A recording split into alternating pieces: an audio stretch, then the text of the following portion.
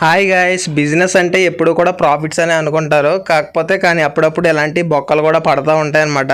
So చూస్తున్నారు కదండి, ఈరోజు నేను స్టాక్ అయితే తెప్పించాను. అందులో కలర్ వీడియో డేటర్ అయితే 200 పీస్ అయితే తెప్పించాను అనమాట, ఆతృత ఆపుకోలేక.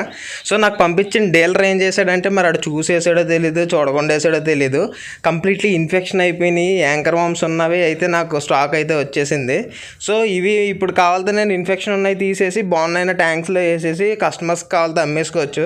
కానీ నేను ఆ మిస్టేక్ అయితే చేయను, ఎందుకంటే నాకు కస్టమర్ అనేది చాలా ఇంపార్టెంట్. మీరు అనుకుంటూ ఉండొచ్చు ఏముందిలే నెక్స్ట్ షిప్మెంట్లో మళ్ళీ రీప్లేస్మెంట్ ఇచ్చేస్తాడని. కాకపోతే హోల్సేల్ ఎప్పుడు రీప్లేస్మెంట్ ఉండదండి. అది 100 పీసులు అవనివ్వండి, 1000 పీసులు అవనివ్వండి, లాస్ అయినటువంటి పూర్తి అమౌంట్ అయితే మేమే భరించాలన్నమాట. సో ఈ బిజినెస్లో ఈ అప్ అండ్ డౌన్స్ అనేవి ఎప్పుడు ఉంటానే ఉంటాయి.